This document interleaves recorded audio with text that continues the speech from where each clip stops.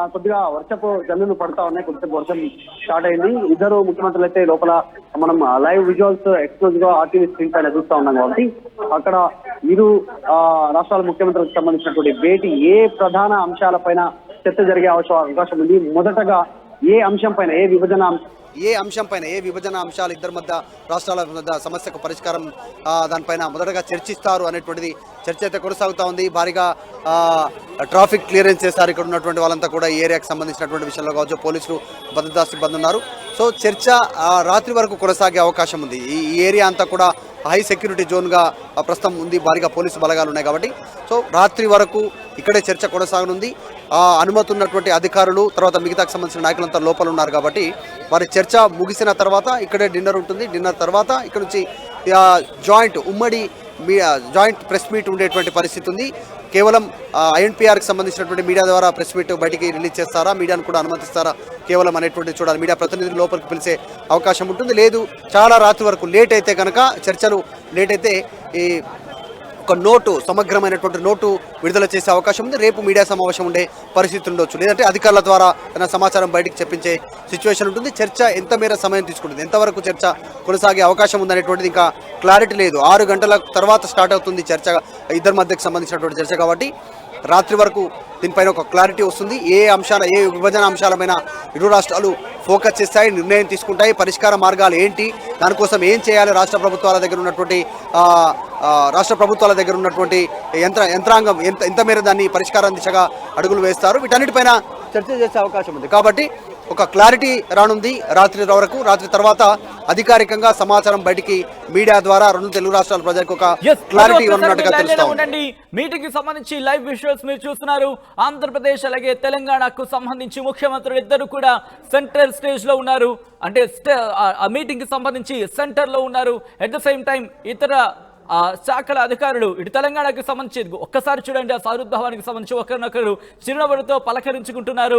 ఇటు CS Shanthakumari left side, అలాగే తెలంగాణకు సంబంధించి సిఎస్ శాంతకుమారి లెఫ్ట్ సైడ్ మీరు చూడొచ్చు. అలాగే మంత్రి పొన్నం ప్రభాకర్ ఇతర శాఖల అధికారులు ఇటు తెలంగాణకు సంబంధించిన అధికారులందరూ ఇటువైపు ఉన్నారు. అలాగే ఆంధ్రప్రదేశ్కి సంబంధించిన అధికారులందరూ మీరు ఆ రైట్ సైడ్ చూడొచ్చు. కందుల దుర్గేష్ అనగానే సత్యప్రసాద్, బీసీ జనార్దన్ రెడ్డి వీళ్ళందరూ కూడా అటు రైట్ సైడ్ లో ఉన్న విజువల్స్ మీరు చూస్తున్నారు. భేటీ ప్రారంభమైంది. ఒకరినొకరు ఫస్ట్ ముఖ్యంగా పరిచయ సందర్భానికి సంబంధించి మాట్లాడుకుంటూ ఉంటాం. అటువంటి సందర్భాన్ని చెప్పుకోవాలి. ఒకరొకరు పలకరించుకుంటున్న మన తెలుగు అచ్చమైన తెలుగులో చెప్పాలంటే కనుక ఒకరినొకరు పలకరించుకుంటున్నారు, ఆహ్వానించుకుంటున్నారు, ఒకరినొకరు సంభాషించుకుంటున్నారు. ఆ అంశానికి ఒకరినొకరు పలకరించుకున్న విజువల్స్ మనం చూడొచ్చు. ఎస్, మరి కాసేపట్లో భేటీకి సంబంధించి కీలక అంశాలు ప్రస్తావనకు వచ్చే అవకాశం ఉంది. ఇప్పటికీ ఆయా శాఖల ఫైళ్లతో ఆయా అంశాలతో ప్రతి ఒక్కరు కూడా సిద్ధమయ్యారు. విజువల్స్ మీరు చూస్తున్నారు. రెండు తెలుగు రాష్ట్రాల ముఖ్యమంత్రుల భేటీ నేపథ్యంలో అక్కడ ఎటువంటి సిచ్యువేషన్ ఉంది అనేది ఒక్కసారి విజువల్స్ మీరు చూస్తున్నారు. మా ప్రతినిధి మధు అప్డేట్స్ అందించేందుకు లైవ్ లో మరి కాసేపట్లో జాయిన్ కాబోతున్నారు. విజువల్స్ ప్రత్యక్ష ప్రసారం లైవ్ విజువల్స్ మీరు చూస్తున్నారు. ప్రజాభవన్ నుంచి, ప్రజాభవన్లో రెండు తెలుగు రాష్ట్రాల ముఖ్యమంత్రుల భేటీ ప్రారంభమైంది. సిఎస్ శాంతకుమారి మాట్లాడుతున్న విజువల్స్ మనం చూస్తున్నాం. అయితే ఆడియో మనకు వచ్చే అవకాశం ఉన్నది. మీటింగ్ కి సంబంధించి ఆ భేటీ జరుగుతోంది కాబట్టి భేటీ అయిన తర్వాత ఆ భేటీలో ఎటువంటి అంశాలు ప్రస్తావనకు వచ్చాయి, ఎటువంటి అంశాలు డిస్కషన్ చేసుకున్నారు, ఎవరు ఏ అంశానికి సంబంధించి పట్టుబట్టారు, ఇవన్నీ కూడా డిస్కషన్ కు రాబోతున్నాయి. ఇటు తెలంగాణకు సంబంధించి కొన్ని అంశాలను పట్టుబట్టే అవకాశం ఉంది అనే చర్చ జోరందుకుంది. ఏంటి అనేది మీ ముందుంచే ప్రయత్నం చేస్తాను. ముఖ్యంగా ఇటు తెలంగాణకు సంబంధించి ఒక 6 నుంచి 7 అంశాలను తెర మీదకు తెచ్చే అవకాశం ఉంది అనే చర్చ జరుగుతుంది. ఏ అంశాలంటే కనుక తిరుమల తిరుపతి దేవస్థానానికి సంబంధించి అంటే టీటీడీలో భాగం కావాలి అనేది మొదటి అంశంగా తెలుస్తోంది. అంటే ఈ 7 అంశాల ప్రాధాన్యతకు సంబంధించి అక్కడ జరిగే డిస్కషన్లో కావచ్చు, చర్చలో కావచ్చు, ఆ ప్రాధాన్యతను దృష్టిలో పెట్టుకుని డిస్కషన్కి వచ్చే అవకాశం ఉంది.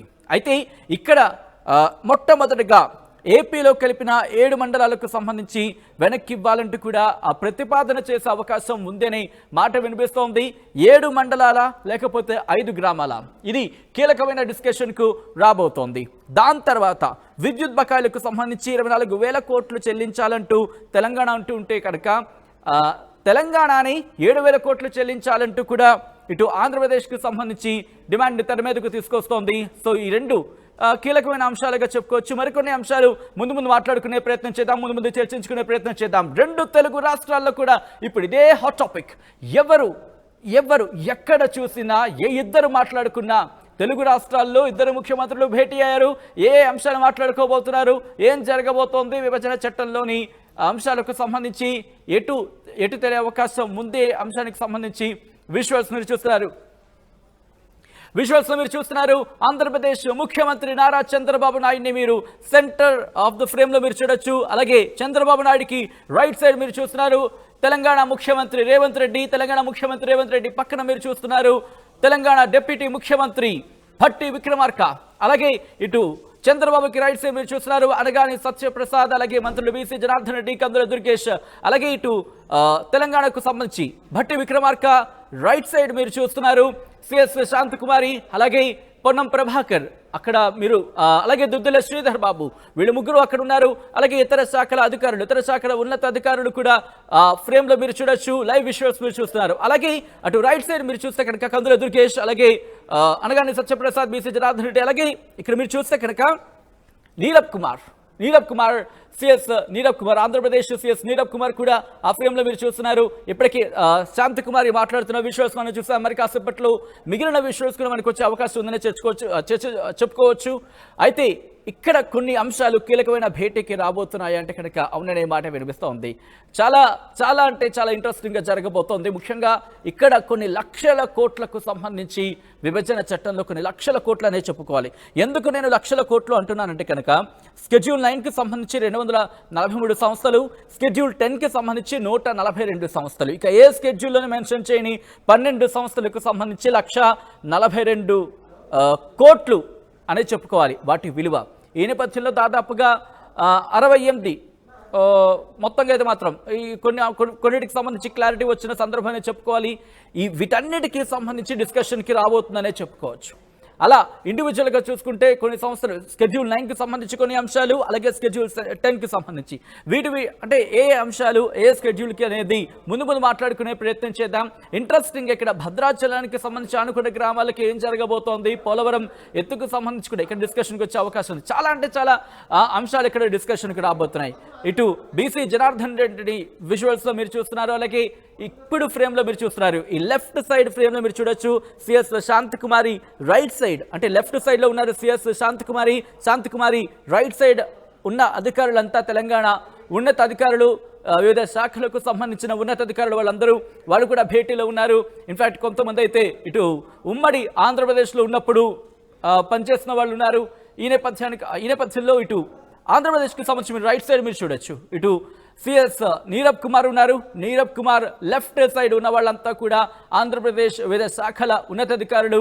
ఆ విజువల్స్ మీరు చూస్తున్నారు. ఇటు ఇరిగేషన్కి సంబంధించి కావచ్చు, లేకపోతే ఇలా వివిధ శాఖలకు సంబంధించిన ఉన్నతాధికారులు అక్కడికి చేరుకున్నారు. వాళ్ళ వెనకాల ఈ అధికారులకు సంబంధించి మీటింగ్లు ఉన్నారు. వాళ్ళ వెనకాల ఇతర అధికారులు కూడా ఇతర శాఖలకు సంబంధించిన కీలకమైన శాఖలకు సంబంధించిన అధికారులు లైవ్ ఫ్రేమ్లో మనం చూస్తున్నాం.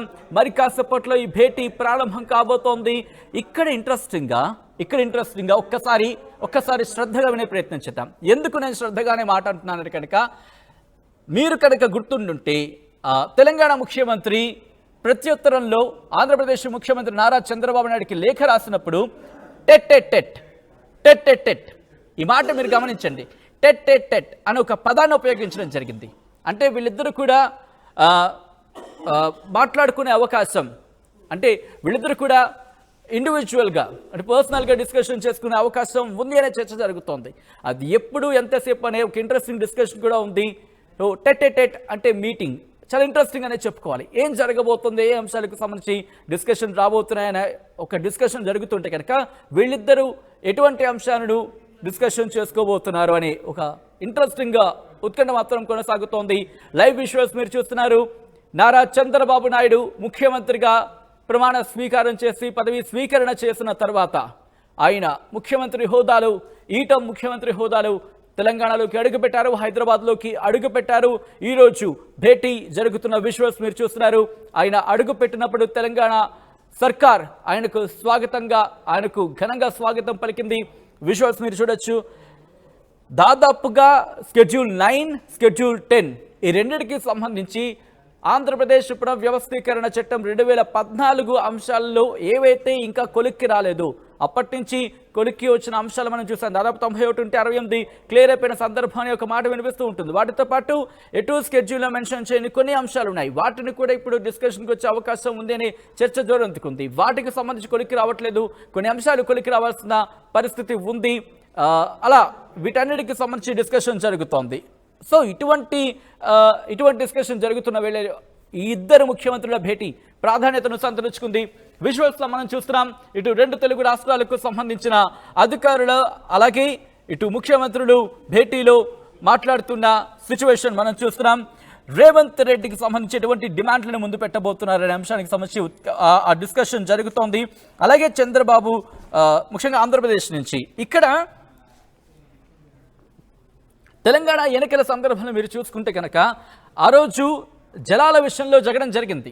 అఫ్కోర్స్ జలాల విషయంలో 2 తెలుగు రాష్ట్రాల మధ్య కోల్డ్ వార్ బహుశా ఇది కాస్త తప్పుపదం అవుతుందేమో కావచ్చు.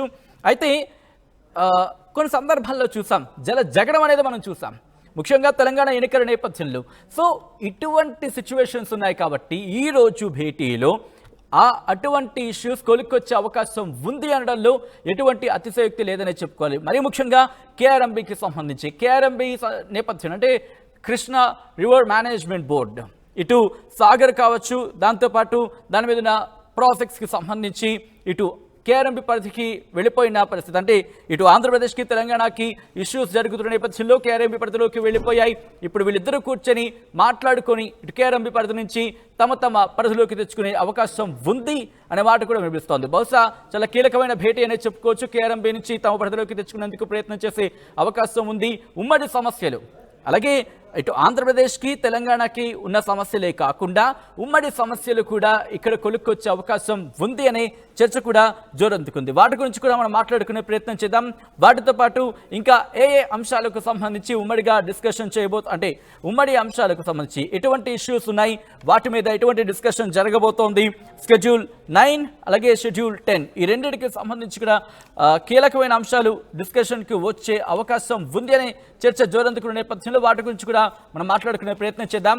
ఇక్కడ 2014 జూన్ 2 నుంచి 2017 జూన్ 10 దాకా ఏపీ జెన్కో కావచ్చు, అంటే ఏపీ జెన్కో నుంచి తెలంగాణ తీసుకున్న విద్యుత్కి సంబంధించి 3000 కోట్ల పైచిలుకు వీటిని సకాలంలో చెల్లించినందుకు ఆలస్య సర్ఛార్జెస్ సంబంధించి అంటే ఈ 3000 కోట్లతో కలిపి దాదాపు 6000 అంటే 7000 చిల్లర అనుకుందాం అని కట్టాలంటూ కూడా ఏపీ అడుగుతోంది. అయితే ఏపీ తమకు 17,000 కోట్లు చెల్లించాలంటూ కూడా తెలంగాణ అంటోంది. సో ఇటువంటి సిచ్యువేషన్స్ అనేది చెప్పుకోవాలి. దీంతో పాటు CID head quarters, lake view అతిథి గృహం, హెర్మిటేజ్ కార్యాలయ భవనం, ఇలా ఈ అంశాలు ఈ భవనాలకు సంబంధించి కూడా డిస్కషన్కి వచ్చే అవకాశం ఉంది.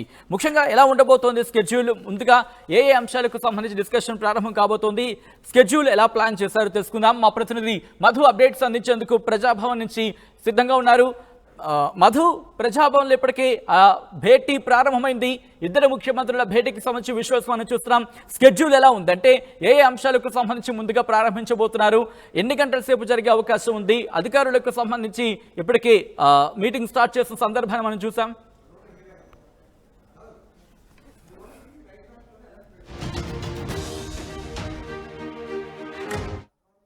మీడియా సమావేశం నిర్వహించనున్నారు. మీడియా సమావేశం ద్వారా ఏ అంశాలపైన క్లారిటీ వచ్చింది, ఇరు రాష్ట్రాలకు సంబంధించిన సమస్యల పరిష్కారం కోసం ఏకాభిప్రాయం ఏ అంశాలపైన వచ్చింది అనేటువంటిది మాట్లాడడానికి మీడియా సమావేశం ఏర్పడతారు. చూడొచ్చు ఒకసారి లైవ్ విజువల్స్ ప్రజాభవన్ లోపల మీడియా సమావేశం ఏర్పాటు చేసినటువంటి ప్లేసెస్లో. ఇక మనం ఉదయం నుంచి చెప్తా ఉన్నాం, షెడ్యూల్ 9 షెడ్యూల్ 10లో ఉన్నటువంటి అంశాలపైన ఫోకస్ చేస్తూ ఉన్నారు. ఆ సమస్యల పరిష్కారం కోసం ఇరు రాష్ట్రాలు అడుగులు ముందుకు వేశాయి కాబట్టి ముఖ్యమంత్రి హోదాలో ఇద్దరు కూడా మొదటిసారి భేటీ అవుతున్నారు. ఈ అంశం పైన ఈ రెండు రాష్ట్రాల ముఖ్యమంత్రికి సంబంధించినటువంటి సమావేశం పైన కాస్త ఉత్కంఠ వాతావరణం నెలకొంది. రెండు రాష్ట్రాలకు సంబంధించిన ఏ సమస్యల పరిష్కారం దిశగా అడుగులు పడతాయా, మళ్ళీ పీఠముడి పడేటువంటి అవకాశం ఉందా అనేటువంటి చర్చ కొనసాగుతోంది. మనం ఇన్సైడ్ విజువల్స్ ప్రజాభవన్ లోపల మీడియా సమావేశం ఏర్పాటు చేస్తున్నటువంటి సమావేశ మందిరంలో ఉన్నాం. సో ఇది సిచ్యువేషన్ ప్రారంభమవుతుంది. మొదటగా ఏ అంశంపైన ఇరు రాష్ట్ర ముఖ్యమంత్రులు చర్చించే అవకాశం ఉంది, దానిపైన ఎంతసేపు చర్చ